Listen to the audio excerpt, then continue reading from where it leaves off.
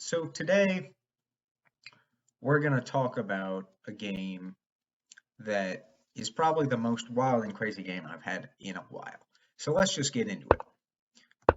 So I do my usual English opening and I get d4 off. Now he plays bishop uh, d6 here. So this is a good point for me to say never put your bishop in front of your center pawns when you develop them because you're going to move your center pawns later and your bishop's going to be in the way and that's going to cost you time. So I play e4, he retreats his bishop because he knows he's going to move this. I get my knight out, he gets his queen there, castles. All right, so we're both fighting for this line here, the 5th rank.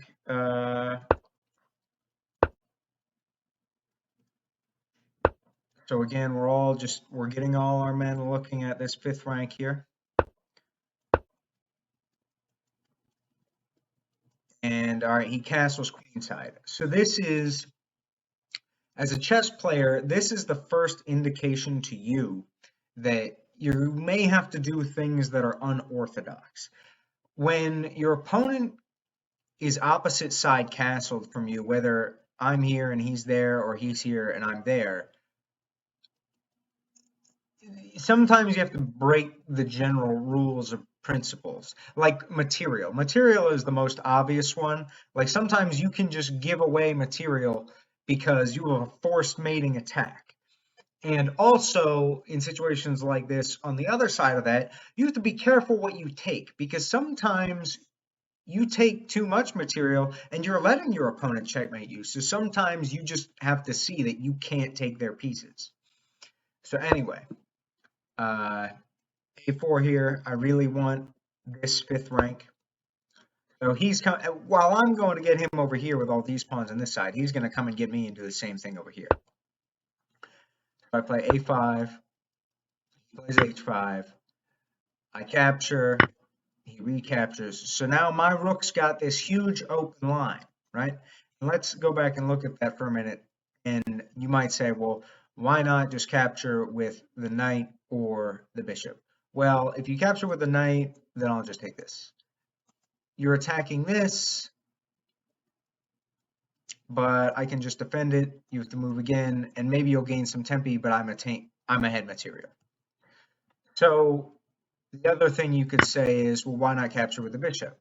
If we capture with the bishop here, then I do this, and now you're opening all these lines for me to attack. Maybe I didn't play the best move every move, but you get the point. Anyway, so I take, he takes back. My rook's got this great open A file, and I just bring him right on down there and put him right up all in his grill. So he really doesn't care about this. This is going to be a problem for him. He's coming to get me over here. But the thing is, after I take this, you can't do much, as you will see. So I bring my queen down here because I'm trying to get in there. So what he's doing with this move is he's saying that after he brings his queen here, I'll never get to do this. And well, I didn't see that, or I probably would have stopped it. But anyway, he does this, he's attacking this pawn. But the thing is, you're going to win my pawn, but then you can't do anything else. And the computer says I'm plus 14 here. Like, man, I'm really giving it to him right here. But, oh, then I'm dumb. Look at that. Look at, oh, lost all that advantage. Ooh, oh, minus 10. That hurts. All I have to do is take his bishop, and he can't take back because I'm probably checkmating him. I wish I had seen that. But anyway, I tried to check him. And the thing is, you could take it, but then, let's just watch what happens. So you have to bring your knight there anyway. Now I'm bringing my rook up here, and when you start running, now your bishop's pinned. It's hard to defend this bishop. Let's see. If you try this, what do you get? Well, now I'm coming over here, and this is still pinned. So if you step, all right, so if I step this way, it's going to tell him, oh, to defend this pawn. Okay, well, I digress. Anyway, so back to the actual game here. He doesn't take my rook because he doesn't want to deal with any of that. And I wouldn't either. So my idea with this move is we're going to break these pawns and I'm going to eventually get my knight in the game. And that's what happened, fortunately. So I recaptured this way. I don't want to recapture this way and give him an open file was my thinking, but apparently that's better. Well, I'm just going to take this anyway, which did happen later, so we'll get to that. So I captured this way. He attacked my queen before he took this. And now the computer's telling me just to take this here. And I did eventually take this pawn, but I gave material away here first unnecessarily, and as a result, I immediately went from winning to losing. Right here, I'm winning, but after I take here, now when I try this idea, I've tried it too late. So sometimes that's a theme in chess. You don't have the right idea, but you just did it too late, and now it's wrong. Everything is about timing. So I check him here. He's got to block with a bishop. You don't want to block with your queen. You don't want to start running around with your king because I'm going to take this pawn, which I did.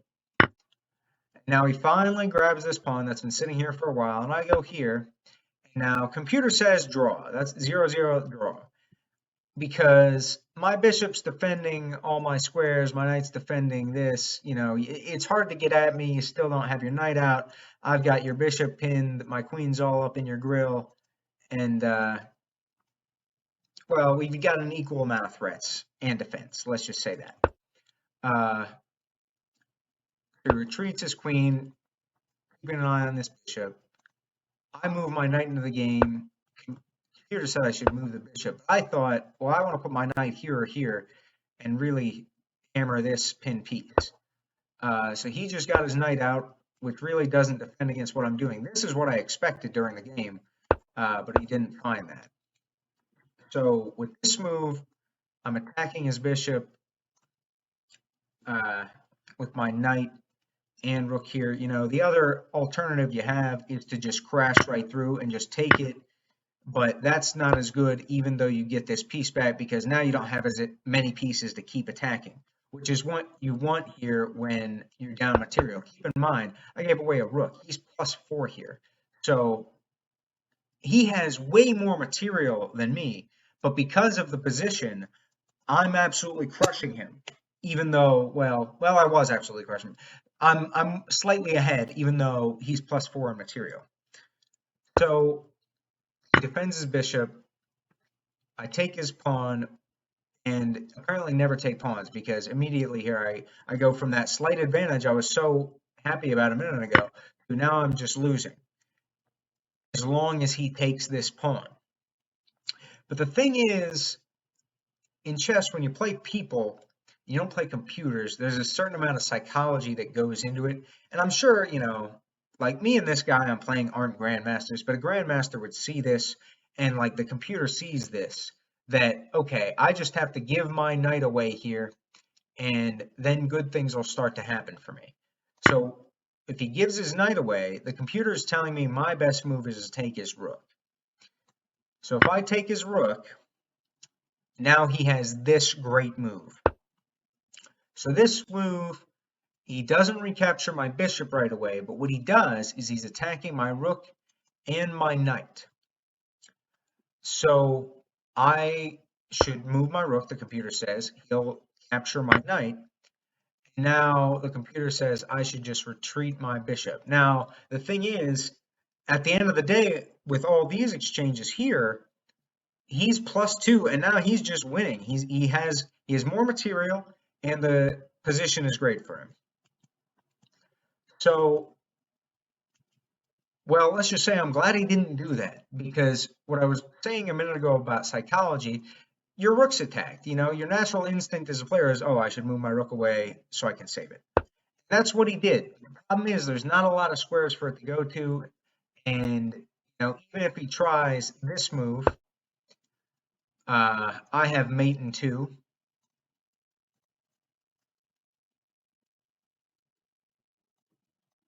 Either way here.